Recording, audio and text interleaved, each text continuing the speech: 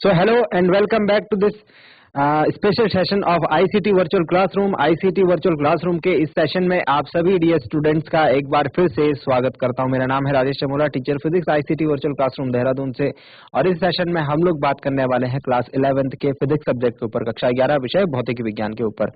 I hope आप सबके सब फिट फाइन हेल्दी होंगे, बिल्कुल रेडी होंगे क्लास के लिए, और आप लोग अपनी अपनी सीट्स पर बैठ चुके होंगे, कॉपी पेन आपके पास होगा और आप लोग बिल्कुल रेडी होंगे क्लास को स्टार्ट करने के लिए। सो क्लास 11th में आने वाले कुछ टाइम में जो एग्जाम होने वाले हैं आपके, उनकी तैयारी हम लोग कर रहे हैं। और प्रीवियस क्लास में भी उसके रिगार्डिंग मैंने आपको कुछ क्वेश्चंस बताए थे। आज की क्लास में भी कुछ नए क्वेश्चंस करते हैं और देखते हैं किस तरीके से आगे फर्दर जो एग्जाम्स हमारे आएंगे उसमें हमको प्रिपेयर करने किस तरीके के क्वेश्चंस दिखेंगे। ठीक है, तो रिवीजन हमारा ही चल रहा है। तो चलिए आज की क्लास को करते हैं स्टार्ट और चलते हैं स्मार्ट बोर्ड की स्क्रीन पर। तो डियर स्टूडेंट्स, स्टार्ट करते हैं आज की क्लास को। डायमेंशंस के बारे में हम बात कर रहे थे, dimensional analysis, principle of homogeneity मैंने आपको बताया, प्रिंसिपल ऑफ होमोजेनिटी मैंने आपको बताया था। ठीक है, और आज भी हम लोग कुछ नए क्वेश्चंस करेंगे। सो स्टार्ट करने से पहले क्लास को एक क्वेश्चन आप सबके सामने रखता हूं। पिछली पुरानी बातें जो हमने करी हैं उनके आधार पर, ठीक है, उनके बेसिस पर एक अच्छा सा क्वेश्चन आपके सामने रखता हूं। एक क्वेश्चन है, बहुत अच्छा सा क्वेश्चन है, ठीक है, इसको समझ करके करना। ठीक है, क्वेश्चन है, दो भौतिक राशियां, दो भौतिक राशियों ए तथा बी के लिए, दो भौतिक राशियां हैं, दो फिजिकल क्वांटिटीज हैं ए और बी के लिए, जिनकी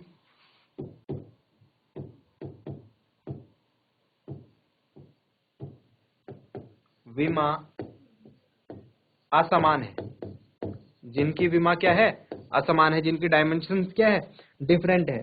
ठीक है, निम्न में से के लिए, निम्न में से कौन सही है। ठीक है, बस इतना शॉर्ट में निपटाते हैं क्वेश्चन को। क्वेश्चन आप समझ गए होंगे। यहाँ पर कुछ आपको ऑप्शंस दिए रहेंगे।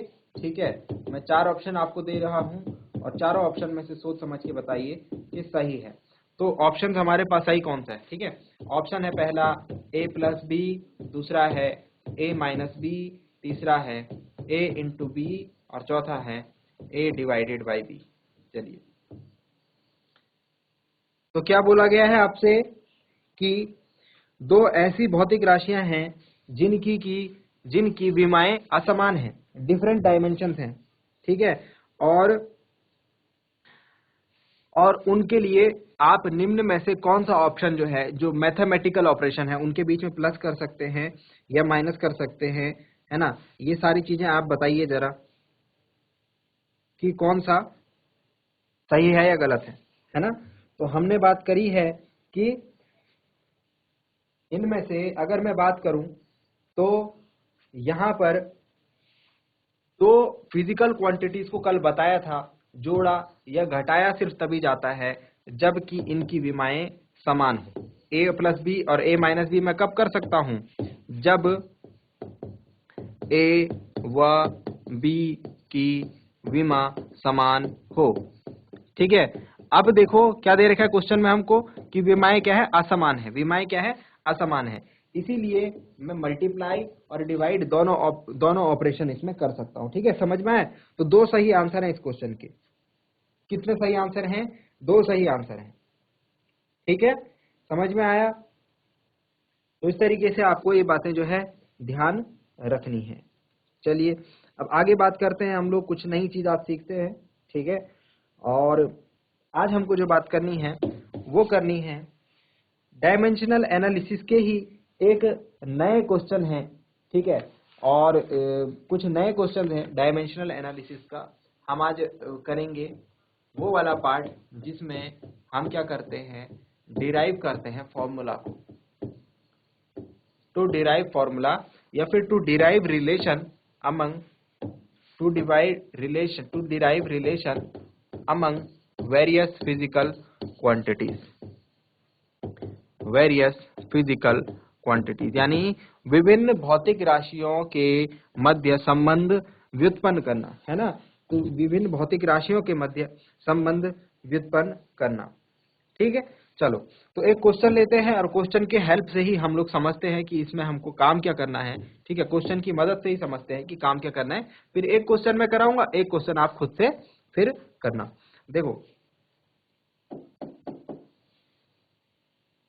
एक क्वेश्चन आपको दे रहा हूं, पूरा क्वेश्चन पहले मैं लिखने की कोशिश करता हूं, ठीक है, क्योंकि इसके क्वेश्चन लंबे होते हैं, थोड़ा टाइम ज्यादा जाएगा। अभिकेंद्र बल, अभिकेंद्र बल यानी कि सेंट्रीपिटल फोर्स, जिसको हम F से डिनोट करते हैं। अभिकेंद्र बल द्रव्यमान स्मॉल m, वेग स्मॉल v एवं त्रिज्या स्मॉल r पर निर्भर करता है, ठीक है।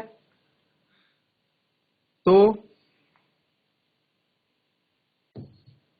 F के लिए व्यंजक प्राप्त करो।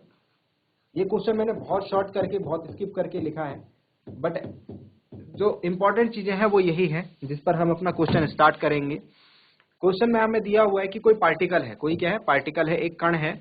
उस कण का अभिकेंद्र बल F, उस कण के द्रव्यमान m, उस कण के वेग v और जिस वृत्ताकार पथ पर वो घूम रहा है उसकी त्रिज्या। देखो अभिकेंद्र बल कब लगता है, शॉर्ट में समझो, जब एक कण इस तरीके से किसी वृत्ताकार पथ पर गोल गोल गति कर रहा हो, ठीक है।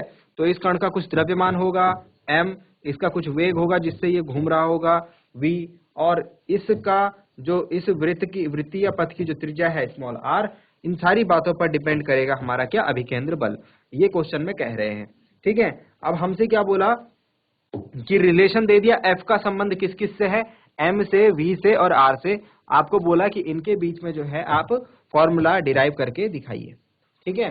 तो इसका सॉल्यूशन हम करने की कोशिश करते हैं। सॉल्यूशन किस तरीके से हम इसका करेंगे, सॉल्यूशन में देखिए डियर स्टूडेंट, सबसे पहले हमें जो रिलेशन दे रखा है, सबसे पहले हमें जो रिलेशन दे रखा है वो दे रखा है कि जो अभिकेंद्र बल है यानी F, वो किस किस पर निर्भर करता है, M पर निर्भर करता है, ठीक है, V पर निर्भर करता है और R पर निर्भर करता है। सबसे पहला काम आपको ये चेक करना है कि कौन सी राशि किस पर निर्भर कर रही है, ठीक है।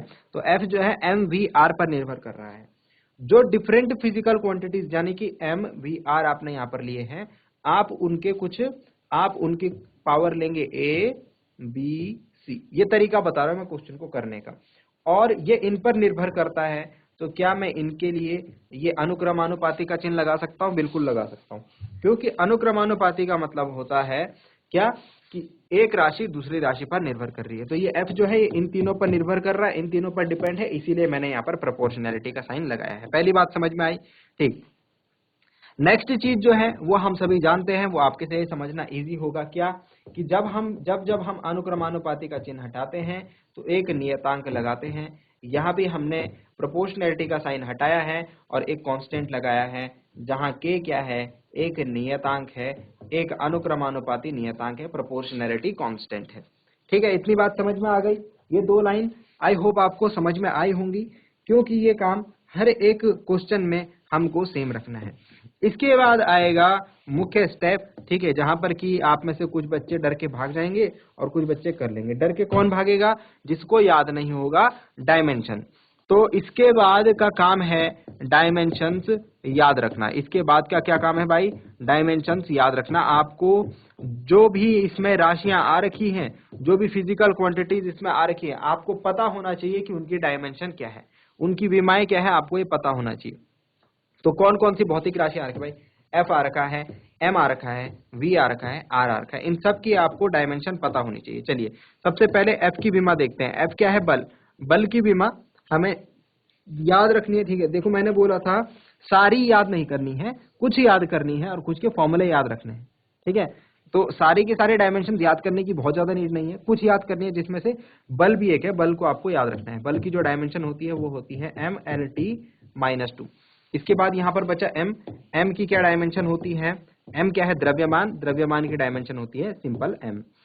इसके बाद है V। V यानी कि वेग, वेलोसिटी। वेलोसिटी की डायमेंशन होती है LT-1। और उसके बाद लास्ट में R है। R मतलब त्रिज्या। मैंने बोला था लंबाई, चौड़ाई, ऊंचाई, गहराई, ठीक है, दूरी, विस्थापन, त्रिज्या, इन सब की डायमेंशन क्या होती है? L होती है। इन सब की डायमेंशन क्या होती है? L। ये काम हो गया। इसके बाद हमको एक बहुत ही आसान सा काम करना है, ठीक है। इसके बाद हमको क्या करना है? इसके बाद ये आपने जो इक्वेशन लिखी इसको बना दो समीकरण 1, ठीक है। और इसके बाद एक लाइन लिखो कि समीकरण 1 में हम ये मान रखते हैं तो क्या होता है। तो समीकरण 1 में F, M, V व R की विमा रखने पर अगर मैं इक्वेशन 1 में F, M, V और R की डायमेंशन रखता हूं तो क्या होगा? इसको नेक्स्ट पेज पर लेके जा रहा हूं, ठीक है। और ध्यान रखना, मैं बता देता हूं समीकरण 1 क्या है हमारी। समीकरण 1 है F बराबर K M A V B R C, ठीक है। मुझे इनकी विमाएं रखनी है, तो विमा रखूंगा तो क्या होगा भाई? देखना जरा ध्यान से। F की विमा रखो। F की विमा क्या बताई थी अभी? F की विमा बताई थी MLT-2, ठीक है, इज इक्वल टू K की तो विमा नहीं होती, क्योंकि नियतांक जो होते हैं, कांस्टेंट जो होते हैं, उनकी जो प्रोपोर्शनलिटी कांस्टेंट है यहाँ पर K की डायमेंशन नहीं होगी, ठीक है। इसके बाद अगर बात करें, आपको भी नहीं रखनी है, ठीक है। K की डायमेंशन आपको भी नहीं रखनी है, K की डायमेंशन नहीं रखेंगे हम।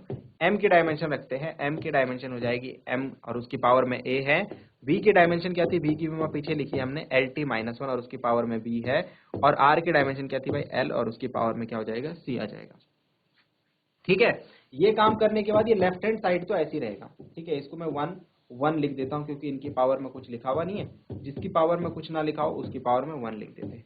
अब मैं अगर इसे सॉल्व करूं तो M की पावर A हो जाएगा, L की पावर B हो जाएगा और T की पावर माइनस B हो जाएगा। ये देखो ना, L की पावर B और T की पावर माइनस B, ये B जो होगा दोनों की पावर में चला जाएगा और यहाँ L की पावर में क्या आ जाएगा? C आ जाएगा। अब L मुझे 2 बार दिख रहे हैं, तो ये मुझे सॉल्व करना पड़ेगा। जो चीज एक बार होगी वो ओके है, जो 2 बार होगी उसको सॉल्व करना पड़ेगा। M1 L1 T-2 will be equal to MA। L क्या हो जाएगा भाई? L हो जाएगा B प्लस C, क्योंकि B है और एक जगह C है, तो पावर जो है वो ऐड हो जाती है। अगर माइनस C रहता तो B माइनस C हो जाता, है ना, सिंपल सी बात है। चलो, जब ये काम हो जाए तो आप खुश हो जाएं, क्योंकि आपका आंसर अब आने ही वाला है। हम क्या करेंगे? इसके बाद एक लाइन लिखेंगे, M, L व T की घातों की तुलना करने पर कंपैरिजन करेंगे। अब कंपैरिजन का काम जो है वो बहुत ही आसान होता है। हमको क्या करना होता है? हमको घात देखनी होती है। M की घात इधर क्या है और M की घात उधर क्या है। तो जैसे मैं देखूं, M की घात इधर 1 है और M की घात इधर A है। M के ऊपर क्या लिखा है? तो A बराबर क्या आ गया? 1 आ गया, ठीक है। L की घात इधर क्या है? B प्लस C, और इधर क्या है? 1। तो B प्लस C बराबर कितना आ गया? 1 आ गया, ठीक है। T की घात इधर क्या है? माइनस B, इधर क्या है? -2।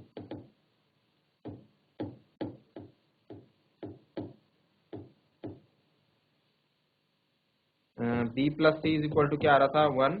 और T की घात इधर क्या है? -B, और इधर क्या है? -2, तो -B इज इक्वल टू -2 आ गया। ये बात सबकी समझ में आई? A का मान आ चुका है, B का मान यहाँ से निकाल सकते हैं आप। B इज इक्वल टू क्या आ जाएगा? 2 आ जाएगा, ठीक है। और B इज इक्वल टू 2 जब आप यहाँ रखेंगे, यहाँ पुट करेंगे, तो ये हो जाएगा C इज इक्वल टू 1 - 2। 1 - 2 कितना होता है भाई? -1। बस कहानी खत्म। तो A और B और C के मान आ गए। अतः आप यहाँ पर लिख सकते हैं, अतः A बराबर 1, B बराबर 2, C बराबर -1। आ गई, सबकी वैल्यूज आ गई। अब जाना है आपको वापस समीकरण 1 में। समीकरण 1 में रखने पर, समीकरण 1 क्या थी भाई हमारी? समीकरण 1 थी हमारी F is equal to K M A V B R C, तो ए बी सी की जगह पर ये वैल्यूज को रख दो, बस काम खत्म हो गया, हमारा आंसर आ चुका है। तो ए की जगह क्या रख देंगे 1, बी की जगह क्या रख देंगे 2 और सी की जगह रख देंगे -1। ठीक है, अब जरा ध्यान से देख रहा है यहाँ पर जो इसके बाद एक और लाइन सॉल्व करेंगे इसे हम, जो 1 होता है उसको तो हम लिखते नहीं है, ठीक है, तो m को ऐसे ही लिख दो, v की पावर 2 है तो वो लिखनी पड़ेगी, और जो माइनस में होता है ना वो अपॉन में चला जाता है, तो अपॉन में r की पावर 1 मतलब अपॉन में r, मैंने क्या बोला 1 को हम लिखते नहीं है। तो इस तरीके से हमारा जो है ये आंसर आ जाएगा। जो हमसे बात पूछी जा रही थी कि इनके बीच में हमको क्या करना है, रिलेशन बिल्ड करना है, f के m v और r के साथ क्या संबंध होगा, तो f का m v और r के साथ ये संबंध होगा, f बराबर m v square r। Last में आप चाहे तो k की वैल्यू 1 रख सकते हैं, बट यहाँ पर अगर आप छोड़ेंगे तो कोई दिक्कत उसमें नहीं है। क्वेश्चन में आपको, एग्जाम में क्वेश्चन में आपको बताया रहेगा कि k की वैल्यू क्या रखनी है, ठीक है, एग्जाम में जब आप इस क्वेश्चन को करेंगे तो आपको बताया रहेगा वहां पर कि आपको k की वैल्यू क्या लेनी है। तो क्या ये बात समझ में आ गई? इस तरीके से आपको जो है ये क्वेश्चन को करना है। एक क्वेश्चन और करेंगे।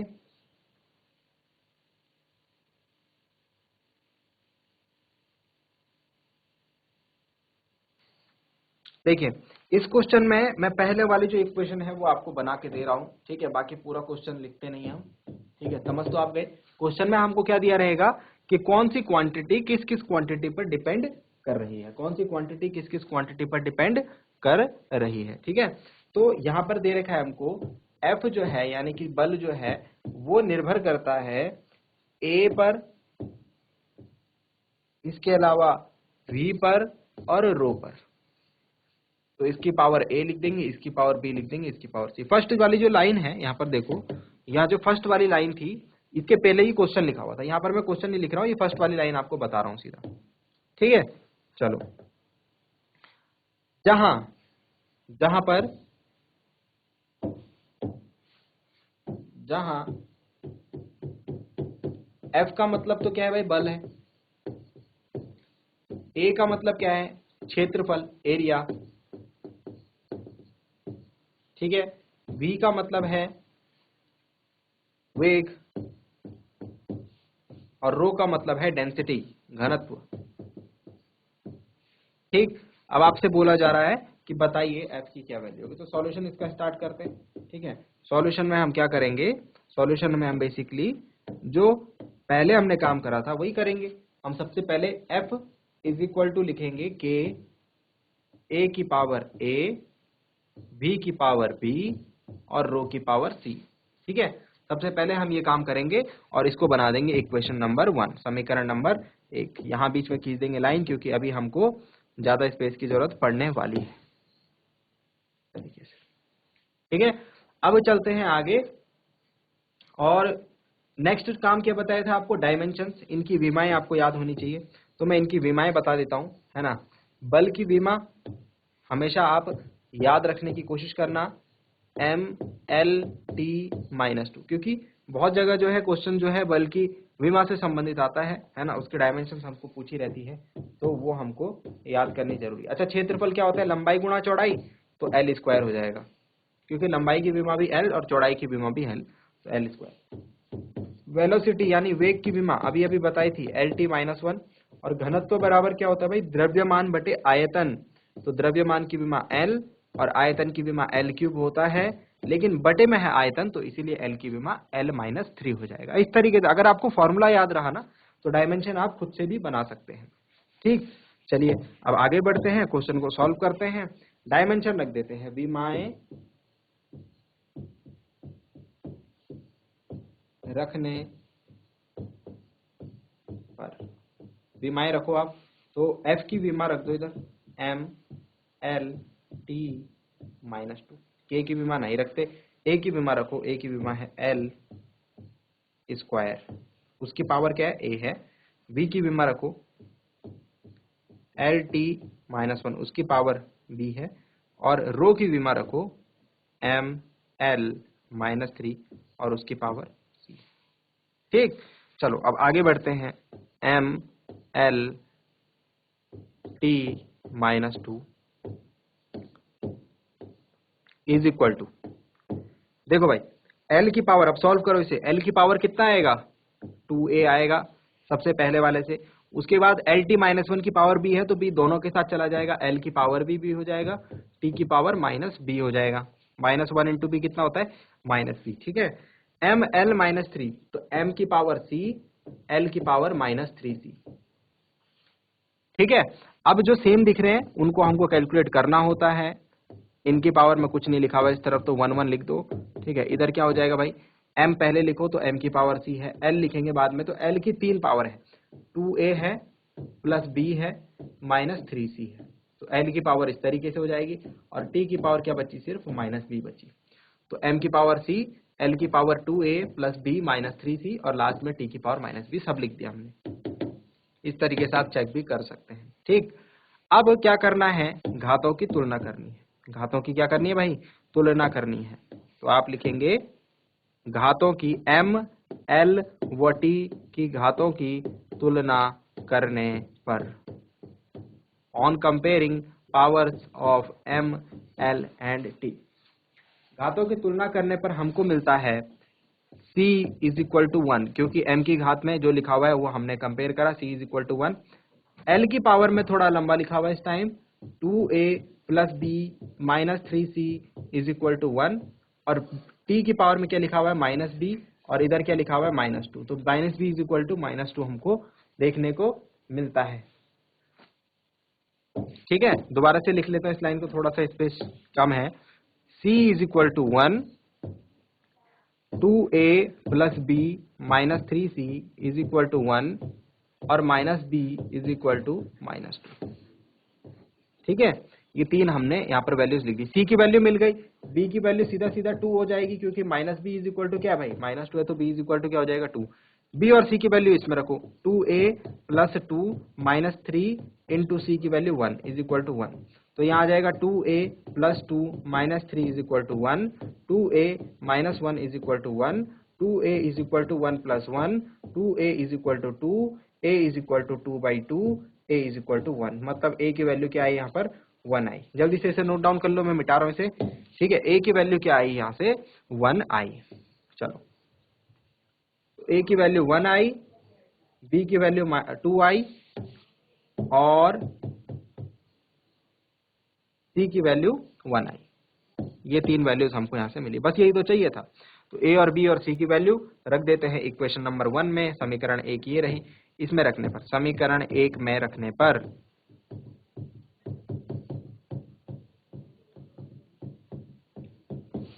f बराबर k a की पावर 1, ठीक है, फिर उसके बाद v की पावर 2 और रो की पावर 1। तो फॉर्मूला क्या बन गया, 1 को हम हटा देंगे, a रो v स्क्वायर, ठीक है, a रो v स्क्वायर। समझ में आया। इस तरीके से आप इस क्वेश्चन को कर सकते हैं, ठीक है। और क्वेश्चन करने में आपको बहुत ज्यादा मुश्किल नहीं होने वाली है। यहाँ पर अगर आप पैटर्न को पकड़ेंगे, 2 3 बार प्रैक्टिस करेंगे अलग अलग क्वेश्चंस की, देखो जितनी ज्यादा प्रैक्टिस करेंगे उतना ज्यादा आपका जो है इस टॉपिक के ऊपर कमांड बनेगी। और हाँ, इस टॉपिक को समझने के लिए एक चीज तो सबसे ज्यादा जरूरी है, एक काम तो आपको सबसे पहले करना ही करना है, वो है डायमेंशन याद करना। विमाएं आपको याद होनी चाहिए, तभी जाकर के क्वेश्चन को आप कर पाओगे। उसके बाद ये क्वेश्चन बहुत आसान हो जाएगा आपके लिए। चलिए नेक्स्ट जो है, इसमें कुछ इंपॉर्टेंट क्वेश्चंस भी बनते हैं। हमसे ये पूछा जाता है कि लिमिटेशंस क्या है डायमेंशनल एनालिसिस की, ठीक है। डायमेंशनल एनालिसिस की लिमिटेशन क्या है, क्या क्या कमियां हैं, हम क्या काम इससे नहीं कर सकते हैं, ठीक है। अभी हम फिलहाल जो है कुछ और न्यूमेरिकल्स भी करेंगे अपने आगे आने वाली क्लास में, बट यहाँ पर बात कर लेते हैं एक इम्पॉर्टेंट पॉइंट के बारे में, लिमिटेशंस यानी कि कमियां किसकी,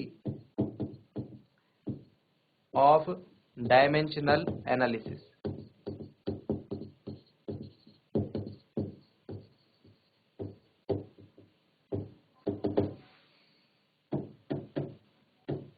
विमीय विश्लेषण की कमियां।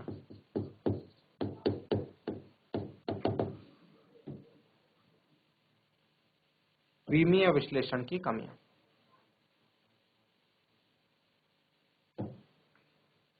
क्या क्या कमियां रहती भाई विमीय विश्लेषण में, तो बात करते हैं। नंबर 1, सबसे पहले जो विमाहीन नियतांक होते हैं, विमाहीन नियतांक,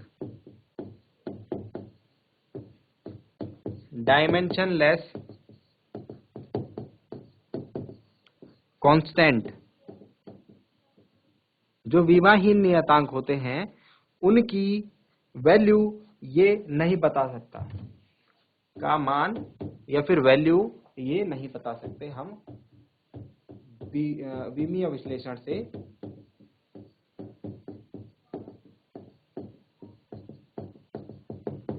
ठीक है, नेक्स्ट अगर बात करें सेकेंड पॉइंट, डायमेंशनल एनालिसिस का एक जो कमी है वो सबसे बड़ी ये है कि जो एक्सपोनेंशियल होते हैं, एक्सपोनेंशियल क्वांटिटीज होती हैं, एक्सपोनेंशियल चर घातांकी जिनको बोलते हैं, ई की पावर वाले जो होते हैं ना, ई की पावर वाले जो होते हैं इनको बोलते हैं एक्सपोनेंशियल फंक्शन। एवं ट्रिग्नोमेट्रिक फंक्शन, त्रिकोणमिति फलन जो वाले जो हमारे फॉर्मूलाज होते हैं, जिन फॉर्मूलाज में ट्रिग्नोमेट्रिक फंक्शन और एक्सपोनेंशियल फंक्शन होते हैं, ई की पावर वाले trigonometric sine theta cos theta tan theta, ये वाले फंक्शंस जो होते हैं इनके बारे में हम नहीं बता सकते, इसको हम सॉल्व नहीं कर सकते। तो ये वाली जो इक्वेशंस होंगे, ये वाली इक्वेशंस जिनमें ये होंगी, ऐसी समीकरण, ऐसी इक्वेशंस जिनमें एक्सपोनेंशियल और ट्रिग्नोमेट्रिक फंक्शन होंगे, नहीं सॉल्व कर सकते इस मेथड से। ठीक है, इस मेथड से हम इनको सॉल्व नहीं कर सकते हैं। ठीक है, और अगर बात करें आगे,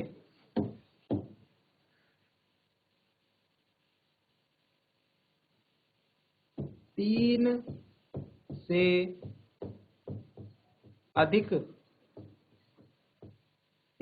अभी जो पीछे हमने क्वेश्चन देखे थे उसमें हमने क्या देखा था, एक की पावर ए, एक की पावर बी, एक की पावर सी, अगर 4 हो जाती तो एक की पावर डी हो जाती।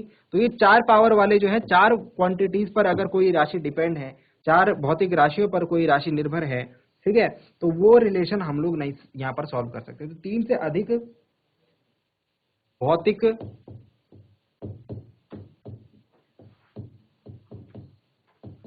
राशियों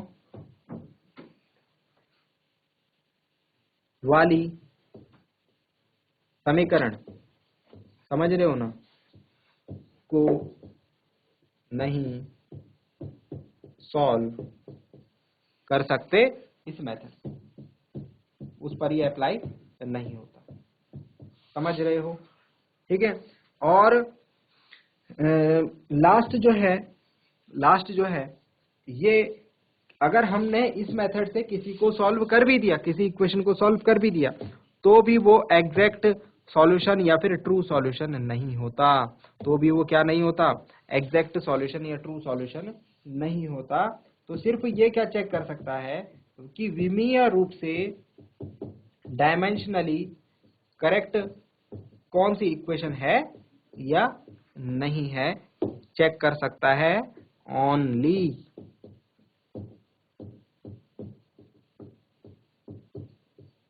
बस चेक करने के बाद अगर पता लगा कि इक्वेशन डायमेंशनली करेक्ट है तो इससे ये नहीं पता लगेगा कि इक्वेशन जो है वो ट्रू है, मतलब पूरी तरीके से सही है, ये नहीं बोल सकते। सिर्फ ये बोल सकते हैं कि डायमेंशनली करेक्ट है, विमीय रूप से सही है। बात समझ रहे हो ना। ठीक है, तो ये कुछ हमारे पास ड्रॉबैक्स हैं या फिर लिमिटेशंस हैं किसके, डायमेंशनल एनालिसिस के। तो ये चीज आप ध्यान रखना, डायमेंशनल एनालिसिस में हमने काफी कुछ इंपॉर्टेंट यहाँ पर कवर अप किया है। ठीक है, और जाते जाते जो है मैं आपके लिए एक क्वेश्चन जो है वो छोड़ करके जा रहा हूँ। ठीक है, और ये क्वेश्चन है हमारे पास, एक इंपॉर्टेंट क्वेश्चन है डायमेंशनल एनालिसिस का। ठीक है, अक्सर पूछा जाता है। ठीक, या फिर मैं आपको जो है कुछ होमवर्क दे देता हूँ। ठीक है, ये होमवर्क लिखिए, आपको जो है यहाँ पर विमाएं याद करनी है। आपको क्या याद करनी है, विमाएं याद करो। इन राशियों की जो यहाँ पर लिख रहा हूं मैं, इनकी विमाएं आपको लिखनी है और याद करें। सबसे पहले 7 जो मूल राशियां हैं, 7 फंडामेंटल क्वांटिटीज है, ध्यान रखो 7 फंडामेंटल क्वांटिटीज, इनकी आपको सिर्फ विमाएं नहीं, इनके आपको मात्रक भी याद होने चाहिए। एसआई मात्रक, सीजीएस मात्रक, है ना, ये मात्रक जो है आपको याद होने चाहिए। 7 जो फंडामेंटल क्वांटिटीज हैं उनके आपको विमा और मात्रक, डायमेंशन एंड यूनिट दोनों याद होने चाहिए। इसके अलावा अगर बात करें तो बल सबसे इंपॉर्टेंट है, ठीक है। और बल से पहले आपको याद करना है वेग, त्वरण, फिर संवेग, बल, ठीक है। और बल के बाद दाब, घनत्व, एक राशि होती है, अब तक तो आप पढ़ चुके होंगे इसे, हाँ सही लिख रहा था मैं, पृष्ठ तनाव, सरफेस टेंशन, ठीक है। बहुत सारी राशियां हैं, फिर बहुत सारी क्वांटिटीज आ जाती है। मेनली आपको जो है ये ध्यान रखना है, ठीक है। जो कोणीय वेग हैं वगैरह, इनके भी आपको डायमेंशनल फॉर्मूलाज जो है वो याद रखने हैं। तो कुछ जो मैंने यहाँ पर क्वांटिटीज लिखी है इनके आपको याद करने हैं। आप 7 मूल राशियां जो है, 7 फंडामेंटल क्वांटिटीज, इनकी सिर्फ विमाएं ही नहीं, इनकी विमा, इनके मात्रक, ठीक है, एसआई मात्रक हो गया, सीजीएस मात्रक हो गया, ठीक है, इनको भी याद करें। और कुछ राशियां जो है जिनके एसआई सीजीएस में अलग अलग मात्रक होते हैं, जैसे बल हो गया, कार्य हो गया, वर्क हो गया, ऊर्जा हो गया, है ना, इनके ये भी आप ऐड कर देना है 10 11, इनके भी मात्रक और जो डायमेंशन है वो याद करने। देखो हमको जो है ऐसा नहीं है कि सारी चीजें समझ करके आ जाएंगी, हमको याद करने का कॉन्सेप्ट भी इसमें ध्यान रखना है कि याद करना भी जरूरी है, याद करना भी जरूरी है। अगर आप याद नहीं करेंगे और सिर्फ समझते हुए चले जाएंगे तो वापस आकर के, जब आप समझ करके वापस आएंगे ना उसको रिवीजन करने, तो आप बहुत सारी चीजें भूल चुके होंगे, आपको ज्यादा मेहनत। तो जो चीज आप समझते हो उसको याद भी करो। काफी सारी चीजें हमारा सिर्फ समझ करके काम चल जाता है, लेकिन काफी सारी चीजों को याद करना होता है। जैसे मैंने क्या बताया, जैसे ये विमाएं अगर आपको याद होंगी, ये डायमेंशंस आपको याद होंगी, तो डायमेंशनल एनालिसिस वाला जो पार्ट है वो आपके लिए आसान हो जाएगा, उसको आप समझ के कर सकते हो, ठीक है। तो ये थी आज की क्लास, इसको नोट डाउन कर लीजिए, ठीक है। और इसको प्रैक्टिस करके, खूब सारी प्रैक्टिस करो, ठीक। और नेक्स्ट क्लास में मैं आपको कुछ और अच्छे अच्छे क्वेश्चन जो है ला करके दूंगा। हाँ, एक पार्ट और यहाँ पर लिख लेना जाते जाते, ऐसी समान विमा वाली राशियां भी आपको याद करनी है। समान विमा वाली राशियां, कुछ क्वांटिटीज ऐसी होती है जिनकी विमाएं समान होती है, ठीक है, तो वो भी आपको याद करनी है। विमा वाली नियतांक, ऐसे कांस्टेंट जिनकी विमाएं होती हैं, ठीक है, वो भी आपको याद करना है। जिनकी विमा नहीं होती है, ऐसे नियतांक भी याद करने। ये सारी चीजें आपको याद करके रखनी है, तभी आगे चैप्टर में मजा आपको आएगा। तो आई होप डियर स्टूडेंट्स, जो बातें आपको बताई गई वो आपकी समझ में आई होंगी, आपको इंटरेस्टिंग लगी होंगे, कुछ नया सीखने को जरूर मिला होगा। साथ ही ये भी उम्मीद करता हूँ घर से आप इन चीजों को एक बार रिवाइज करके जरूर लाएंगे। मिलते हैं अगली क्लास में एक नए और इंटरेस्टिंग टॉपिक के साथ। क्लास से जुड़ने के लिए आप सभी का बहुत बहुत धन्यवाद। Thank you very much and have a nice day.